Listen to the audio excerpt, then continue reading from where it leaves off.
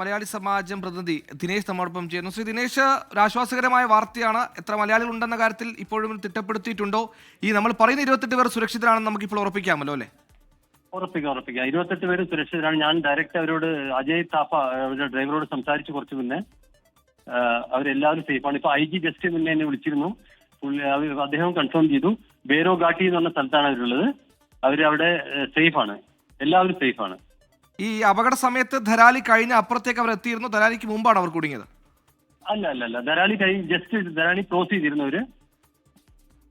അപ്പൊ അത് കാരണം അവർക്ക് അതിനായിട്ട് ബന്ധപ്പെട്ട് യാതൊരു ബുദ്ധിമുട്ടുമില്ല. അവർക്ക് ഓൺലി പ്രശ്നം അവിടെ റോഡെല്ലാം ബ്ലോക്ക് ആയ കാരണം വണ്ടി 2 സ്ഥലത്തേക്ക് കൊണ്ടുപോകാൻ പറ്റില്ല.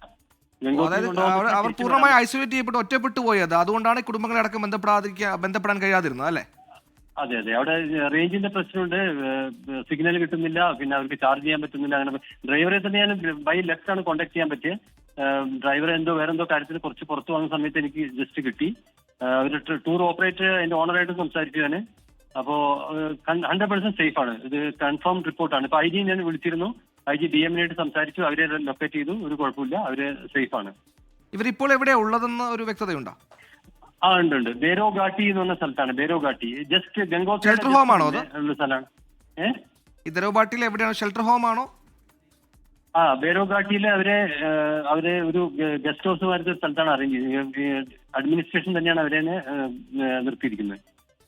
ഓക്കെ, ഇവരെല്ലാം സുരക്ഷിതരാണ്, ആരോഗ്യവാന്മാരാണെന്ന് നമുക്ക് ഉറപ്പിക്കുന്ന വിവരങ്ങളാണ് ഈ ഘട്ടത്തിൽ വരുന്നത്. ഇവരെ ഒരു നാട്ടിലെത്തിക്കുന്ന നടപടികളൊക്കെയാണ് ഇനി മുന്നോട്ട് പുരോഗമിക്കാനുള്ളത് അല്ലേ? ഇപ്പൊ IG എന്നെ വിളിച്ചിരുന്നു. IG പറഞ്ഞെന്താന്ന് ചോദിച്ചാൽ അവരെ ബൈ റോഡ് കൊണ്ടുവരുന്നതിന് 4-5 ദിവസം പിടിക്കും. അപ്പോ ടോട്ടലായിട്ട് അവർ ഹെലിപാഡിന്റെ അറേഞ്ച്മെന്റ് ചെയ്യുന്നുണ്ട്. അവിടെ ഹെലിപാഡ് എല്ലാം നാശമായി പോയിരിക്കുന്നു. അപ്പൊ ആ സൈഡിൽ ഹെലികോപ്റ്റർ ഇറങ്ങാനുള്ള പരിപാടി ചെയ്യുന്നുണ്ട്. അത് ചെയ്യുകയാണെങ്കിൽ ഒരു ദിവസം കൊണ്ട് അവര് ആൾക്കാരെ അവിടുന്ന് ഇവാക്യുവേറ്റ് ചെയ്യാൻ പറ്റുമെന്നാണ് പറയുന്നത്. ഇത്തരത്തിൽ വേറെ ഏതെങ്കിലും മലയാളികൾ കുടുങ്ങിക്കിടക്കുന്നതായൊക്കെ നമുക്ക് അനൗദ്യോഗികമായ എന്തെങ്കിലും വിവരങ്ങൾ ലഭിക്കുന്നുണ്ടോ? ഇനി കൂടുതൽ പേർ അങ്ങനെ എന്തെങ്കിലും ഉണ്ടോ? സൈനികനെ കാണാനില്ല എന്നുള്ളൊരു വിവരം കിട്ടിയിട്ടുണ്ട്. 9 പേര് ഒലിച്ചു പോയിട്ടുണ്ടായിരുന്നു.